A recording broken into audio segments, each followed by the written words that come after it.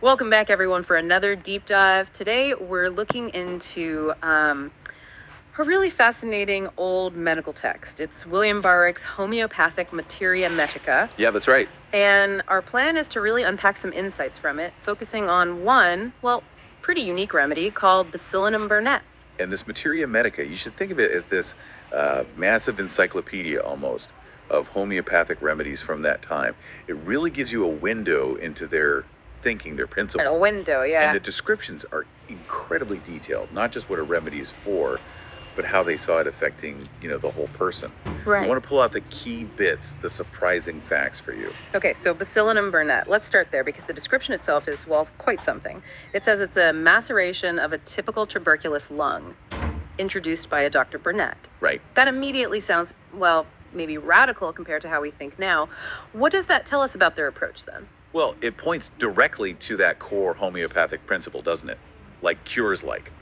The idea that a super diluted form of something that causes symptoms can be used to treat those same symptoms. Ah, okay. So its main application, according to Boericke, was actually in treating tuberculosis.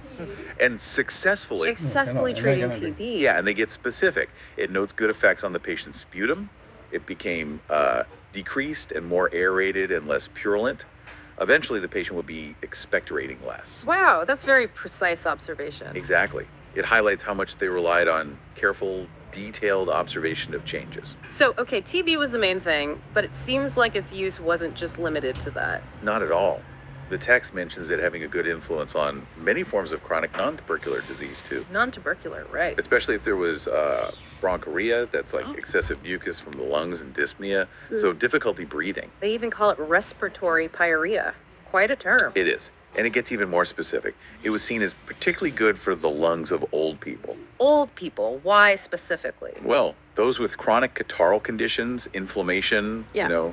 And maybe enfeebled pulmonary circulation, weak blood flow in the lungs. Okay. Also for things like attacks of suffocation at night with difficult cough, or what they called suffocative catarrh. That sounds awful. And then there's this really curious detail.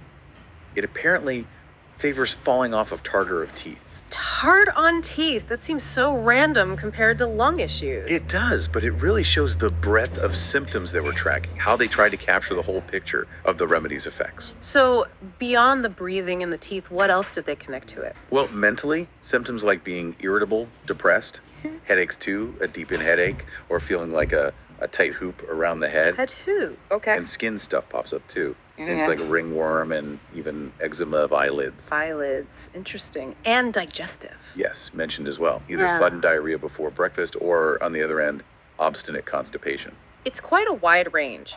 Let's loop back to the respiratory system, though, because those descriptions sound very vivid. They really are. Terms like oppression, catarrhal dyspnea, humid asthma, bubbling rales, and mucopurulent expectoration. You get a real sense of it. Mucopurulent. Yeah, So, like mucus mixed with pus. exactly. And the text cites someone named Cartier who reasoned that this kind of expectoration was polybacillary, meaning it contained a mix of different bacteria. Ah, so that's why they felt Bacillinum was, quote, truly indicated. Precisely. It also notes that it could often relieve congestion of the lungs, which might then, clear the way for other remedies to work better in tuberculosis. Okay, useful context. Does it mention things that make the symptoms worse? It does, under modalities. It specifically says worse night and early morning cold air. Night, early morning, cold air. Got it. And how did it relate to other remedies? Yeah, the relationship section compares it directly to something called Cox tuberculinum. Tuberculinum, okay. And it says both were considered useful in the tubercular diathesis, basically. A tendency towards tuberculosis before the full-blown disease, what they called phthisis, actually developed.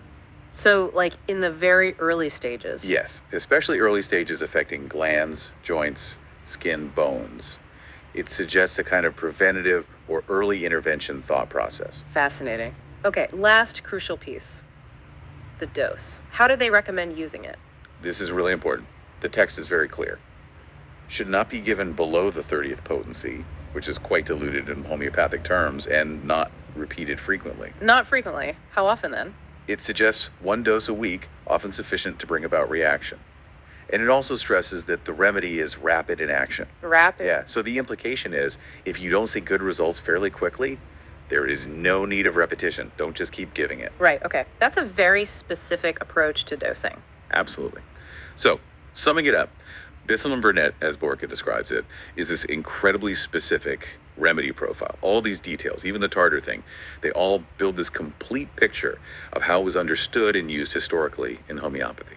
It really does. It makes you think about how incredibly detailed, how observation heavy these old medical texts were. It kind of invites you to ponder the sheer nuance needed back then to understand and apply these remedies, and just how medical knowledge keeps evolving, doesn't it? What really stands out to you when you look back at this description?